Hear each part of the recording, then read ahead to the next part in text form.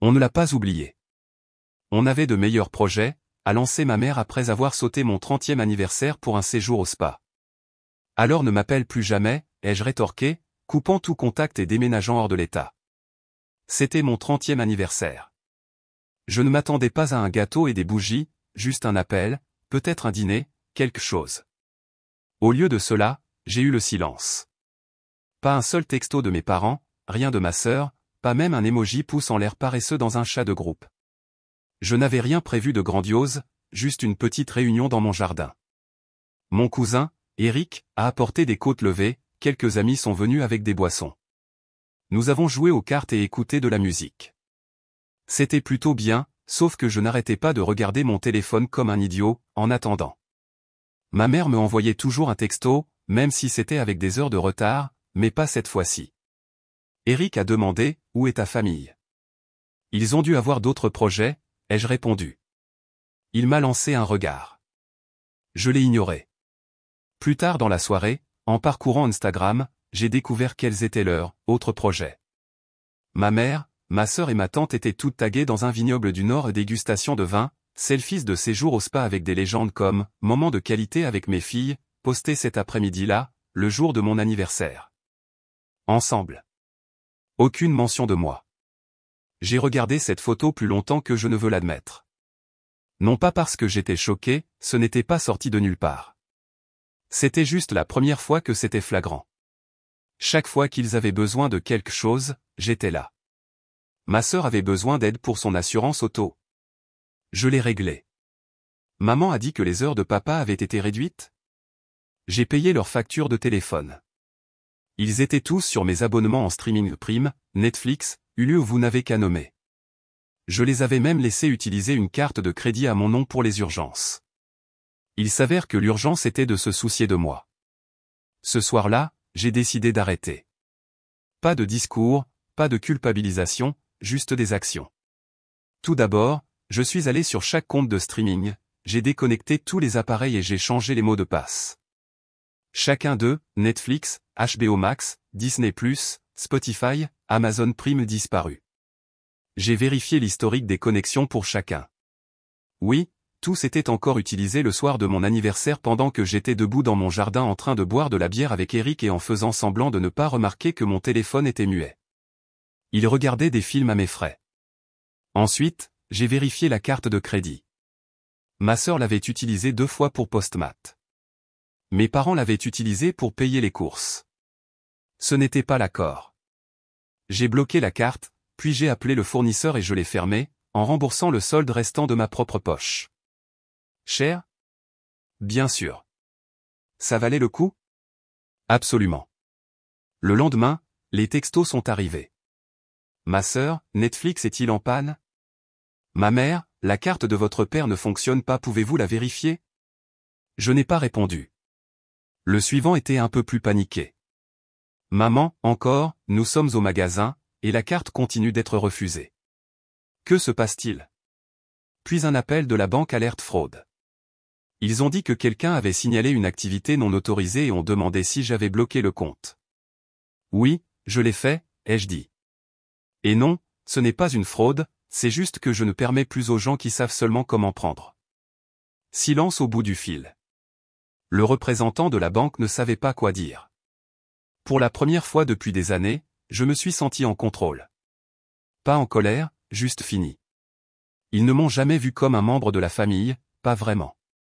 J'étais un guichet automatique ambulant qu'ils n'avaient pas à remercier. Mais je n'avais pas fini, ce n'était que la première étape. Je voulais qu'ils ressentent le délitement lent, le malaise de ne pas avoir la bouée de sauvetage qu'ils tenaient pour acquise. Ils n'apprendraient rien si tout se terminait par une seule coupure. Non, ça allait être graduel et douloureux. La véritable panique n'a pas commencé avant que leur téléphone ne cesse de fonctionner. C'est à ce moment-là que la situation a cessé d'être incommodante et est devenue impensable pour eux. Parce que l'argent, ils pouvaient l'ignorer, un anniversaire manqué, ils pouvaient le justifier, mais leur enlever leur connexion au monde, ça a attiré leur attention rapidement. J'avais commencé par les comptes et les cartes de crédit. Ils l'ont remarqué, bien sûr, mais ils pensaient toujours que c'était temporaire. Ils supposaient que je me calmerais, que je me sentirais coupable et que je rendrais tout, comme je le faisais toujours.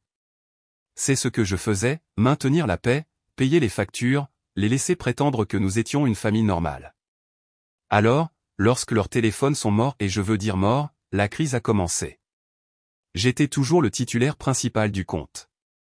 Ce forfait familial avec 5 lignes, tout à mon nom a disparu. Je me suis connecté, je l'ai réduit à mon seul numéro et j'ai annulé le reste. Fait en 15 minutes. Moins cher pour moi, dévastateur pour eux. Ma sœur m'a contacté sur Facebook, en utilisant le Wi-Fi de quelqu'un.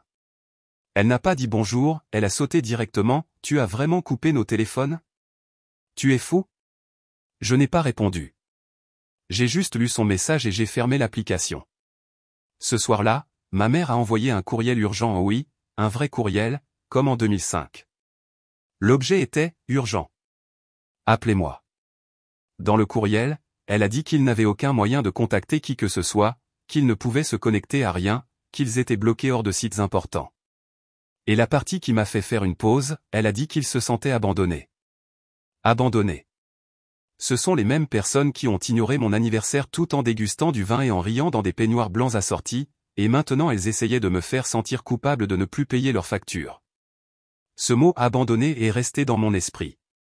Je me suis souvenu du nombre de fois où j'ai tout laissé tomber pour conduire ma mère à des visites médicales, comment j'ai payé d'avance lorsque mon père a pris du retard sur son assurance, comment ma sœur est restée sur mon canapé après chaque rupture, et je ne l'ai jamais remis en question. J'ai continué à aider, encore et encore, et ils ont simplement fait comme si ça n'avait pas d'importance. Puis ils ont eu le culot de dire qu'ils se sentaient abandonnés. Ce soir-là, mon père a appelé. J'ai décroché, juste pour entendre ce qu'il allait dire. Il n'a pas demandé si j'allais bien, il n'a pas dit désolé.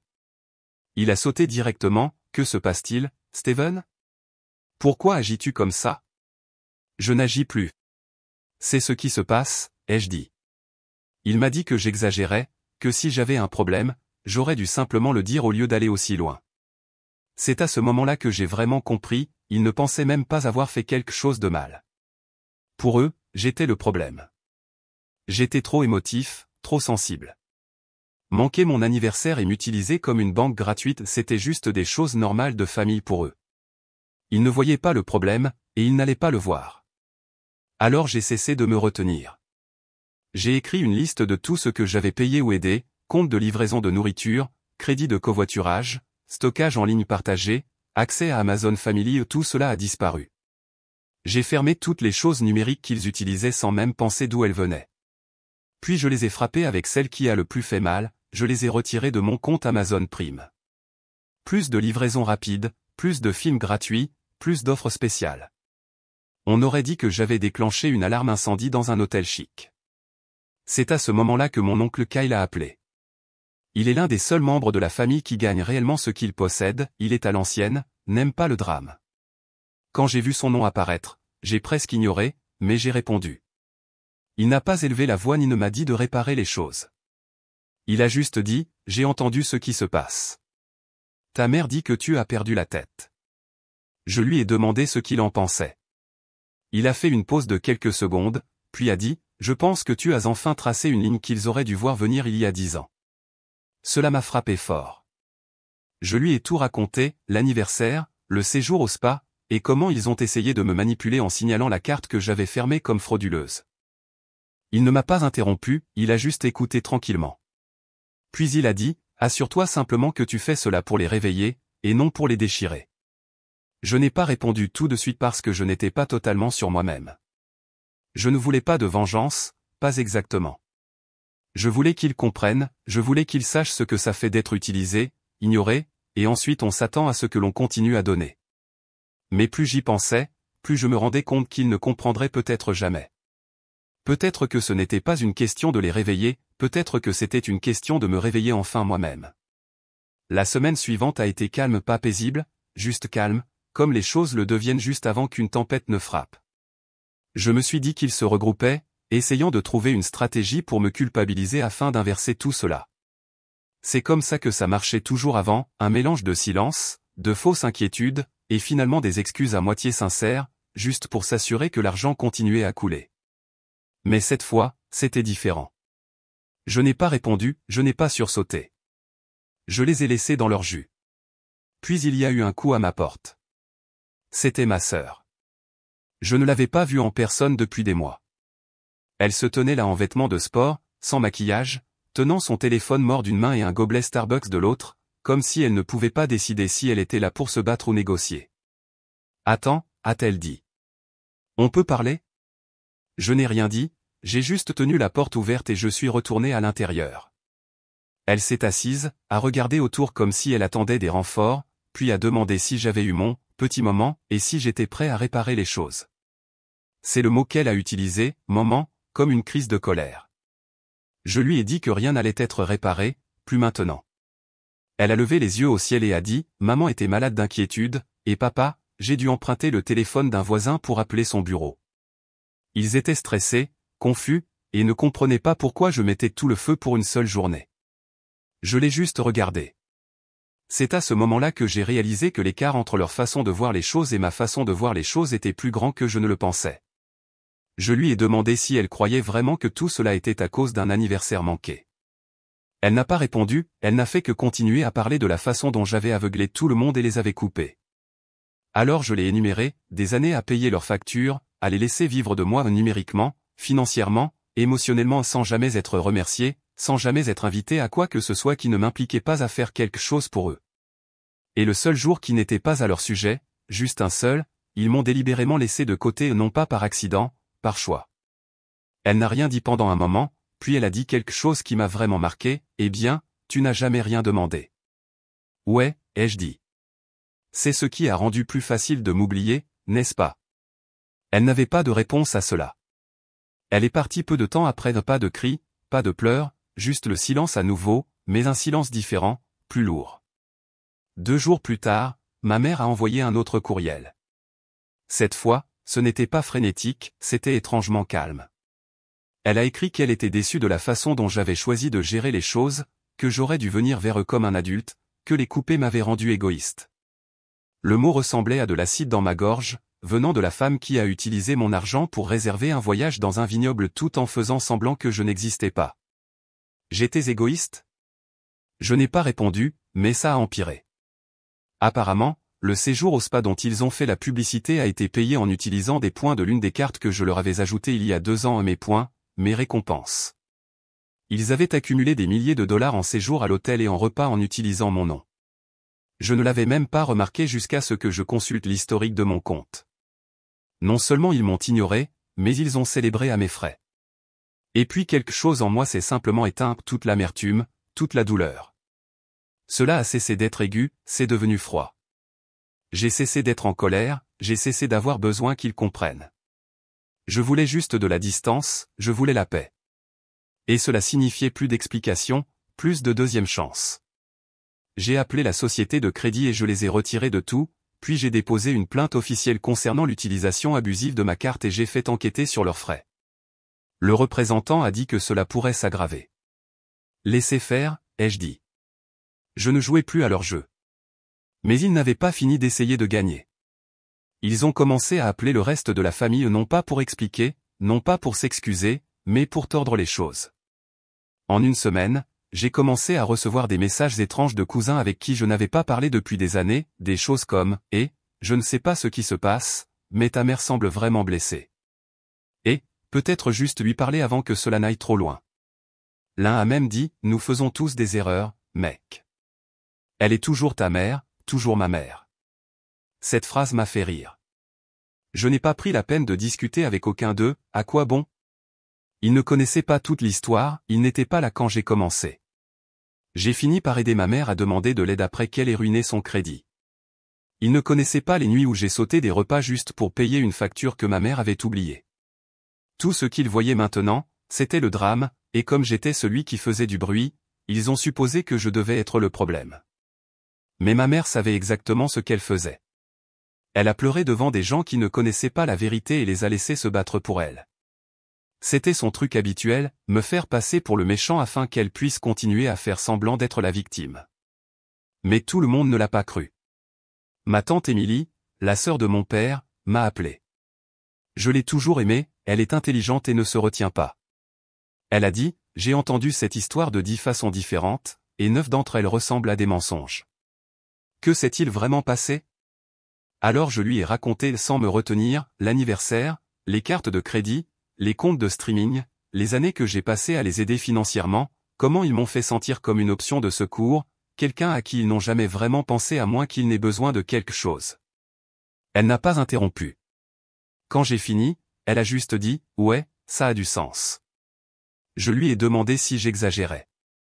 Elle a répondu, non. Tu es juste la première personne à cesser de prétendre qu'ils ne sont pas égoïstes. Cela m'a frappé fort, parce que c'est exactement ce que j'avais fait, prétendre que nous étions proches, prétendre que j'avais autant d'importance que je leur faisais avoir de l'importance, prétendre qu'ils ne m'utilisaient pas par commodité. Plus tard cette semaine-là, j'ai reçu un appel d'une amie de ma mère, une femme que je n'avais pas vue depuis le lycée. Elle m'a dit que ma mère avait le cœur brisé et ne savait pas comment réparer les choses, qu'elle me manquait, qu'elle avait peur de m'avoir perdu pour toujours. Mais voici ce qui m'a vraiment dérangé, ma mère ne m'avait toujours pas appelé elle-même, pas même une seule fois. Elle envoyait des messages, elle envoyait d'autres personnes, elle suscitait le drame dans la famille, mais elle n'a jamais décroché le téléphone, avalé son orgueil, et dit que j'avais tort. Parce que pour elle, dire cela signifierait admettre qu'elle avait fait une erreur. Au lieu de cela, elle a attendu que je répare les choses, comme je le faisais toujours. C'est à ce moment-là que j'ai réalisé que rien n'avait vraiment changé. Alors j'ai fait un choix final. J'ai écrit un dernier message non pas pour me battre, juste pour mettre fin à tout cela. Je ne vous ai pas coupé pour un anniversaire. Je vous ai coupé parce que pendant des années, vous m'avez montré que je n'avais d'importance que lorsque j'étais utile. Vous m'avez poussé hors de vos vies, et j'ai finalement cru. Je ne suis plus en colère, j'en ai juste fini. J'ai envoyé ce message à ma mère, mon père et ma sœur, puis je les ai tous bloqués. Je pensais que ce serait la fin, mais les gens comme eux n'acceptent pas le silence, pas quand ils ont perdu leur emprise. Une semaine après les avoir bloqués, tout s'est calmé, plus de textos, plus de courriels, plus d'appels aléatoires de personnes dont je n'avais pas eu de nouvelles depuis des années, juste le silence. Puis Eric est arrivé. Il avait des tacos d'une main et un six-pack de l'autre, comme s'il savait que j'avais besoin de quelque chose pour m'empêcher de le repousser. Nous nous sommes assis sur le porche. Il n'a pas parlé tout de suite, il a juste ouvert une bière et m'en a donné une. Puis il a dit, ta mère a appelé tout le monde. Elle dit qu'elle veut réparer les choses. Je l'ai regardé et j'ai demandé, réparer quoi? Il a haussé les épaules. Elle n'a pas dit. Juste qu'elle veut parler. Elle dit qu'elle n'a pas, que les choses sont allées trop loin. Je lui ai posé la question qui me hantait, a-t-elle jamais admis ce qu'elle avait réellement fait? Eric n'a pas répondu tout de suite. Il a pris une autre gorgée, puis il a dit, non. Juste que ça a dégénéré, et qu'elle veut que tu reviennes, que tu reviennes. Cette phrase m'est restée en tête toute la nuit. Ce n'était pas, nous voulons réparer cela. Ce n'était pas, nous comprenons enfin ce que nous avons fait de mal. C'était, reviens. Comme si j'étais celui qui avait disparu, comme si je m'étais perdu et que j'avais juste besoin de revenir. Revenir à quoi? À payer les factures, à me taire, à les laisser faire comme si rien de tout cela ne s'était jamais produit. Il ne voulait pas améliorer les choses, il voulait juste reprendre le contrôle. Je n'ai pas beaucoup parlé à Eric, il comprenait déjà. Il a hoché la tête, comme s'il s'attendait à ma réponse, et a laissé le reste des tacos derrière lui. Mais plus tard dans la soirée, j'ai vu quelque chose qui m'a frappé différemment.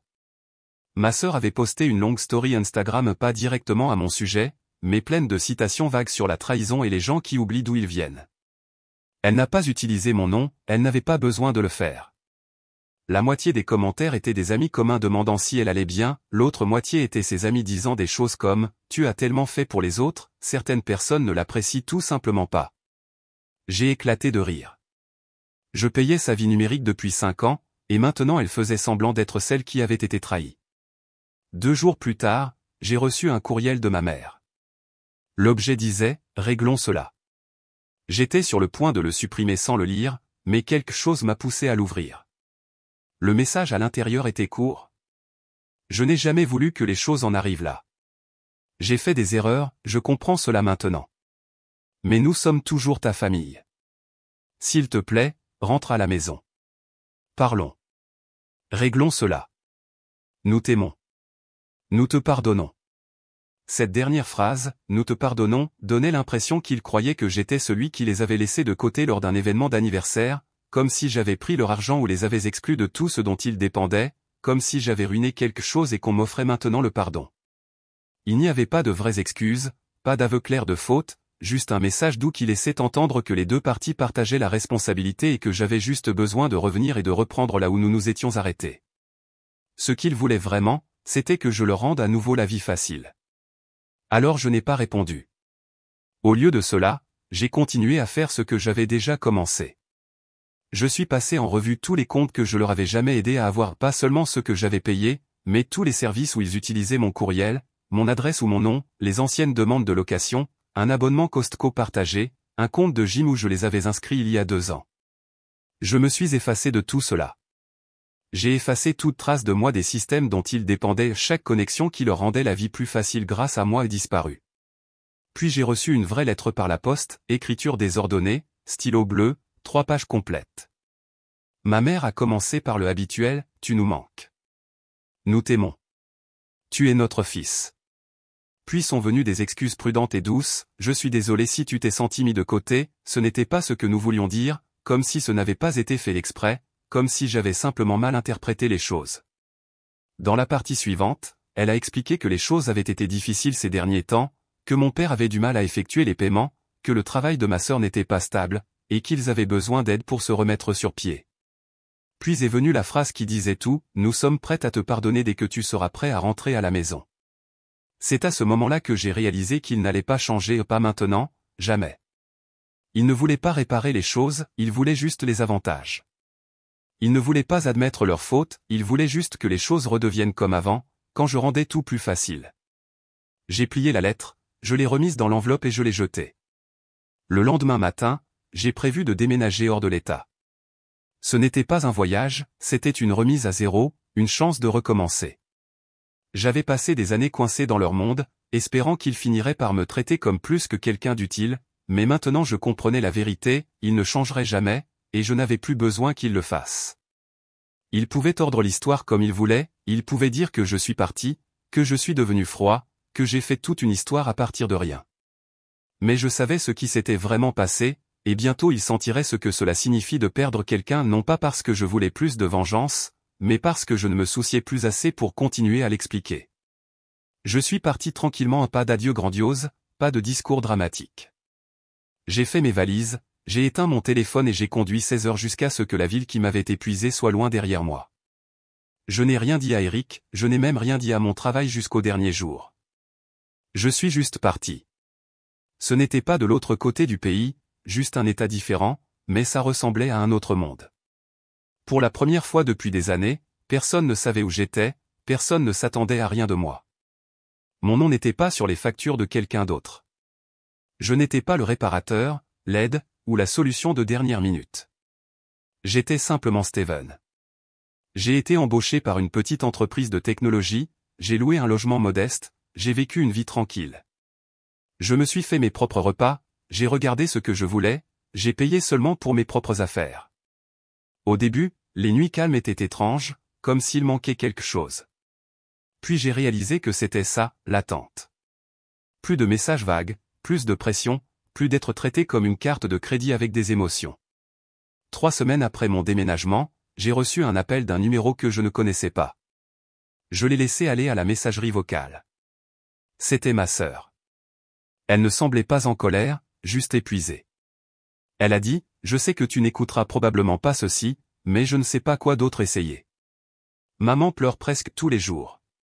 Papa continue de vérifier le courrier pour une lettre qui ne viendra jamais. Fais-nous juste savoir que tu es en vie. » J'ai écouté le message vocal 2 fois, puis je l'ai effacé. Maintenant, il demandait du calme, maintenant, il voulait être pardonné. Mais la seule phrase que j'avais toujours attendue n'était toujours pas venue, nous avons eu tort. Au lieu de cela, chaque message était centré sur eux, leur tristesse, leur confusion, leurs erreurs. Pas une seule fois ils n'ont parlé de leurs actions réelles, comment ils m'ont mis de côté, ont compté sur moi, m'ont mis de côté comme si je n'avais pas d'importance, et ont agi comme s'ils étaient choqués quand j'ai finalement cessé d'aider. Ils ont ignoré la vraie partie, que pendant des années, je ne comprenais même pas qui j'étais vraiment. Quelques jours après cela, un courriel de mon père est arrivé. Il ne contenait que 2 phrases, « Je vois que tu as pris ta décision. Je l'accepte. Mais je veux que tu saches que j'avais tort. Nous avions tous tort. Tu ne méritais rien de tout cela. Celui-ci, je ne l'ai pas supprimé immédiatement. Je n'ai pas répondu non plus, je l'ai laissé là dans ma boîte de réception, non ouvert, après ce premier coup d'œil comme quelque chose exposé, un morceau des excuses que j'attendais depuis si longtemps. Trop tard pour réparer le passé, trop tard pour améliorer quoi que ce soit, mais quand même, il est arrivé, et cela seul signifiait quelque chose. La plupart des gens n'ont même pas ça. Après cela, tout s'est vraiment tu, plus d'appels téléphoniques, plus de courriels, plus de messages soudains de vieux contacts. Peut-être qu'ils l'ont enfin vu, peut-être qu'ils ont compris que l'amour sans respect, sans présence et sans effort n'était jamais de l'amour au départ. Finalement, Eric a découvert où j'avais déménagé. Un week-end, il a frappé à ma porte. Quand je l'ai ouverte, il a souri et a dit « Alors voilà à quoi ressemble la paix, hein ?» Je l'ai laissé entrer. Nous avons parlé. J'ai partagé tout ce qui m'était venu à l'esprit, que je n'étais plus en colère, juste fini, que je ne les haïssais pas, mais que je ne reviendrais pas, je ne pouvais pas. Il a hoché la tête lentement, puis il a dit quelque chose que je n'oublierai jamais, ils disent qu'ils t'ont perdu, mais la vérité est qu'ils ne t'ont jamais vraiment eu. Ils n'ont eu que l'accès. Cela a fait plus mal que toutes les excuses, parce que c'était vrai. Ils n'ont pas perdu un fils, un frère ou un neveu. Ils ont perdu la version de moi qui tolérait d'être invisible, d'être utilisé, d'être ignoré. Et une fois que cette version a disparu, il ne restait plus rien pour eux à garder.